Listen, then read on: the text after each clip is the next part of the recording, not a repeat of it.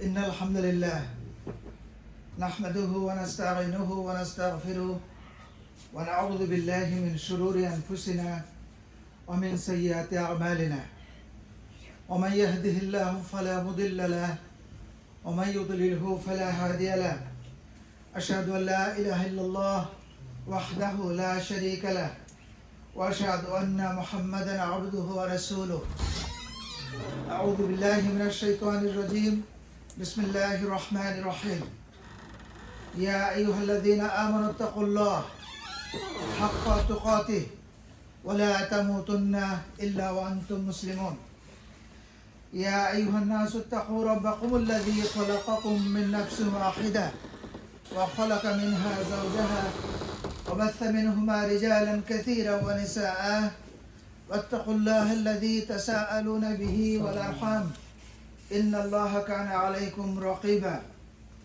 يا أيها الذين آمنوا اتقوا الله وقولوا قولا سديدا يصلح لكم أعمالكم ويغفر لكم ذنوبكم ومن يطع الله ورسوله فقد فاز فوزا عظيما رب اشرح لي صدري ويسر لي أمري واحلل عقدة من لساني يفقهوا قولي.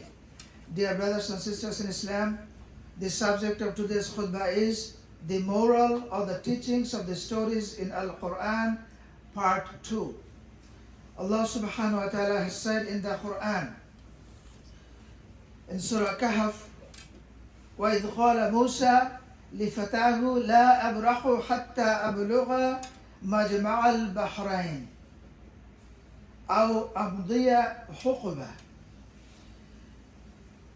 When Musa alayhi salam said to his young servant Yusha that I will not give up my journey until I reach the junction of two seas, even I have to spend ages in travel. That journey was such an important event for Musa alayhi salam's life and later on all of us. Then so happened that when at last they reached the junction of the two seas, they forgot about the fish they were carrying with them, which made its way into the sea and disappeared in a miraculous way. When they had passed some distance, when they passed the place, Musa alayhi salam asked his young servant, let us have some meal. And really we have suffered much fatigue, so tired of that stage of their journey. But he replied, Yusha replied that, I forgot to tell you about the fish which made its way miraculously into the river when we are resting beside the rock. Beside the rock, when they were resting, the fish made its way into the sea in a miraculous way. And it was Shaitan who made me forget to mention this incident to you. Musa alayhi salam said, that is the place we were looking for. So they went back, retracing their footsteps. Dear brothers and sisters in Islam, let us be more concentrated in the course of this story. Later on, we will know every step Musa alayhi salam took and every event happened. There's an enormous teaching of this journey. So they retraced their footsteps and went back to the place while he wanted to go back. There they found one of our servants. Now, they went back to the rock when they sat down and the fish went into the sea. In that place, they retracing their footsteps, they went back there. There they found one of our servants, whom we blessed with a special favor for ourselves, first of all, and whom we had given a special knowledge of our own. One is a special favor, another one is special knowledge of our own. Allah subhanahu wa ta'ala is saying, Musa alayhi salam requested, may I follow you so that you may teach me from the true knowledge which you have been taught. Musa alayhi salam requested Khadir alayhi salam, قال له موسى هل أتبعك على أن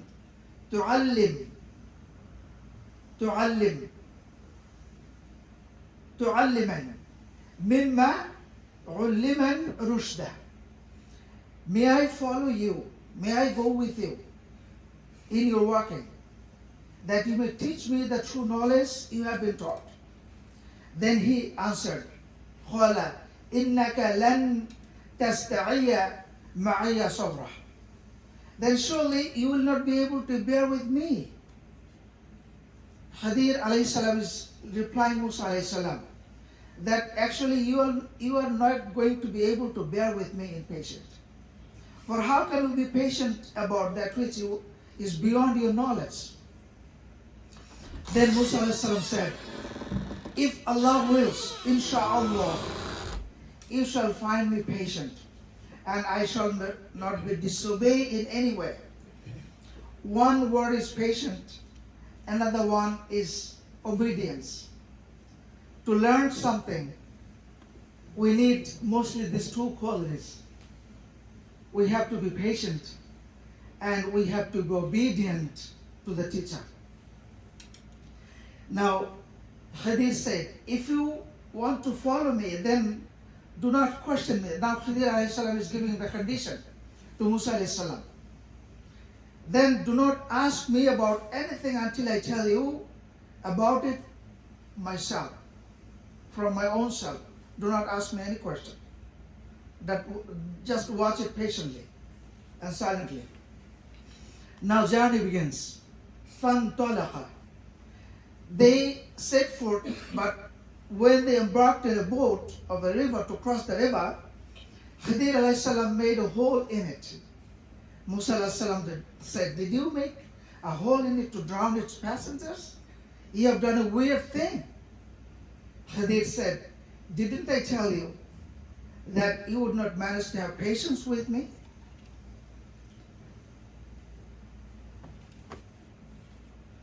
Now Musa alayhi salam said, pardon my forgetfulness, and do not be so hard in dealing with me on account of my mistake. So they journeyed on until they met a boy. This is the second incident. And Khadir killed that boy. Musa said, you have killed an innocent person, though he had not killed anybody. Surely you have done a horrible thing. Khadir said, didn't I tell you that you will not be able to bear with me?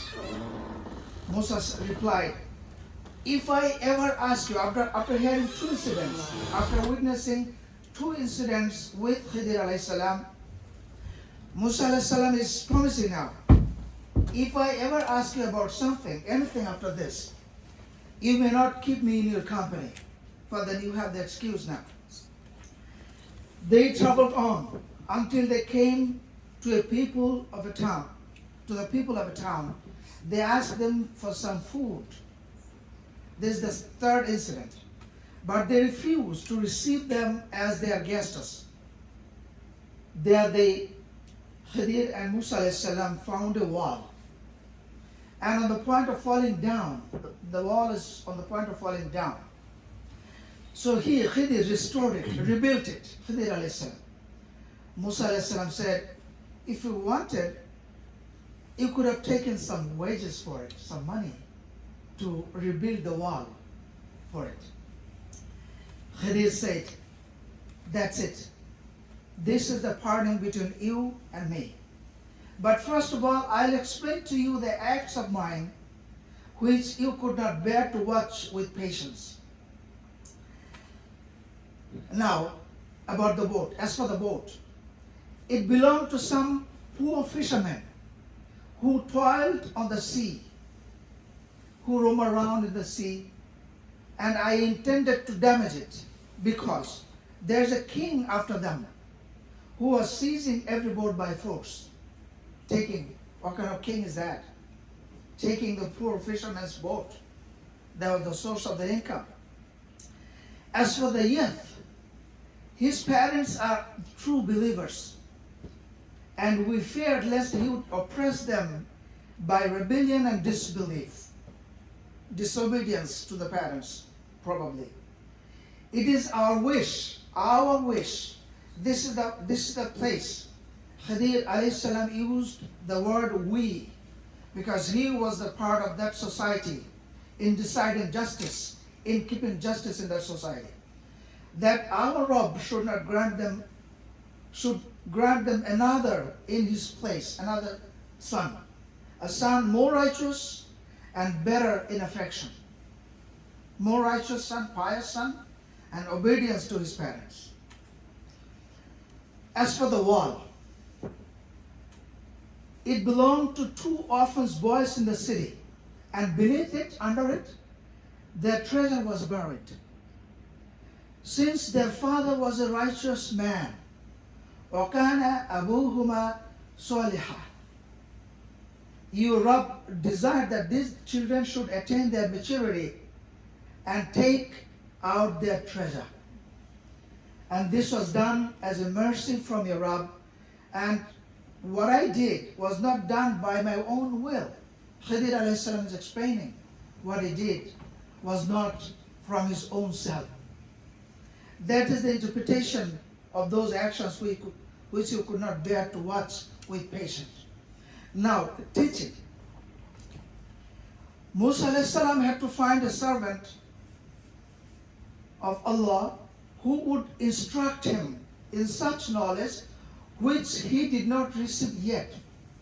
Imagine Musa alayhi salam, one of the mightiest prophets, and in that age he was the only one beside Harun alayhi salam, the grand prophet. He had to go to someone to learn some knowledge he didn't have yet. What the fish stands for. The fish is the emblem of the fruit of secular knowledge, which merges into divine knowledge at the point where human intelligence is ready for the junction of the two. But the mere merger of secular knowledge does not in itself produce divine knowledge. Divine knowledge has to be sought patiently. He didn't get the knowledge right on the point of the fish being disappeared into the sea. From that point, Musa alayhi salam had to start his journey to seek for knowledge at that place. One of our servants, his name actually is not mentioned in the Qur'an. Khadir is not mentioned. But the tradition gives Khadir, which means green. Khadir means green. His knowledge is fresh and green and drawn out of the living sources of life, for it is drawn from Allah's own presence. Khadir is a mysterious being who has to be sought out or looked for.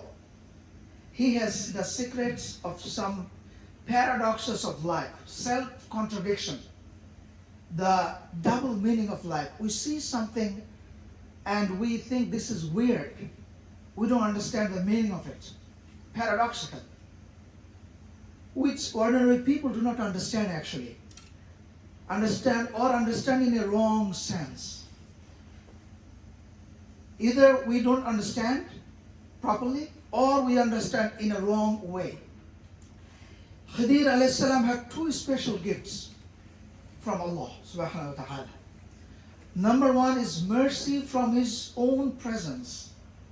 The first gift freed him, Khadir alayhi salam, from the ordinary incident of daily human life. It didn't bother him because he knew the inside of that apparently happened incident. Secondly, knowledge from his own presence. Second gift from Allah subhanahu wa ta'ala. And this second gift is entitled him to interpret. He could explain the inner meaning and mystery of events. Inner meaning and mystery of events. As we shall see further on. We cannot see that far as Khadir alayhi salam used to see. Khadir smiles and say that there will be many things which Musa alayhi salam will see with him, which Musa will not completely understand actually. and which will make Musa alayhi salam impatient. The highest knowledge often seems paradoxical to those who have not the key to it. Khidir does not blame Musa alayhi salam actually, not being understand that. Each one of us can only follow our own imperfect lives, imperfect, to the best of our judgment. But if we have faith, we are saved many false steps. Musa alayhi salam had that faith. He adopts the true attitude to the learner, of the learner to the teacher, and promises to obey in all things with the help of Allah subhanahu wa ta'ala. He said, Inshallah, you will find me patient. The teacher, Khidir, is doubtful, but permits him to follow him on condition that he asks no questions about anything until the teacher himself mentioned it first. Why Khidir killed the boy? This incident was a source of long bothering incident to me myself. Finally, I found the real example and explanation of it. At first sight, it seemed mere cruel and scuttling the boat than making hole on the boat. But the danger was also greater. Khadir knew that young boy is a potential parasite, the killer, a parent or near relative. His parents are worthy and pious people who had brought him up with love. He had apparently gone wrong. Perhaps he had already been guilty of murders or robberies and had escaped the law by the subtleties and fraud. The son was practically an outlaw, a danger to the society. Khidir knew the society. Khidir knew the boy. And a particular source of grief to the righteous parents. His parents were promised to have a better behaved son who would love them and be a credit to them. That boy could be a criminal, a murderer, a fraud, who was fleeing from the law and who was the threat to the society. And about the wall. The wall was about to fall down. And if it had fallen, the treasure buried beneath, it would have been exposed and looted by the bad people. Imagine, the people of that town refused to give them food for the guests. What kind of people were they? And this treasure was buried by a righteous person, and that person knew that if this treasure is visible, this bad people of the society is going to loot those treasure. That's why it has two purposes. So that his children, when they grown up, they can enjoy the wealth, and at the same time, they can spend for the needy people in that society, that wicked society. And they're going to be the example of the righteous people in that wicked, among those wicked people. Even they denied to entertain with food with true strangers. What kind of people were they? There was thus both public and private interests involved in these three incidents. Dear brothers and sisters in Islam, whatever incident described in the Qur'an, there are some morals and teachings. May Allah subhanahu wa ta'ala give us those qualities to understand the teachings and follow that.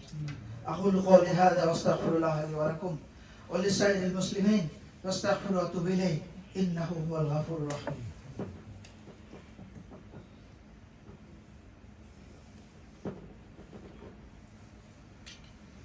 الحمد لله الذي هدانا لهذا وما كنا لنهتدي لولا أن هدانا الله. الحمد لله وكفى والصلاة والسلام على عباده الذين اصطفى. أما بعد، فأعوذ بالله من الشيطان الرجيم. بسم الله الرحمن الرحيم. إن الله ملائكته يصلون على النبي يا أيها الذين آمنوا صلوا عليه وسلموا تسليما. اللهم صل على محمد وعلى آل محمد كما صليت على إبراهيم وعلى آل إبراهيم إنك حميد مجيد. اللهم بارك على محمد وعلى آل محمد كما باركت على إبراهيم وعلى آل إبراهيم إنك حميد مجيد. ربنا فاغفر لنا ذنوبنا وكفر عنا سيئاتنا وتوفنا مع الأبرار. ربنا لا تزغ قلوبنا بعد إذ هديتنا وهب لنا من لدنك رحمة إنك أنت الوهاب. ربنا أفرغ علينا صبرا وتوفنا مسلمين. وقال سبحانه إن الله يأمر بالعدل والإحسان وإيتاء ذي القربى وينهى عن الفحشاء والمنكر والبغي يعظكم لعلكم تذكرون. وآخر دعوانا أن الحمد لله رب العالمين.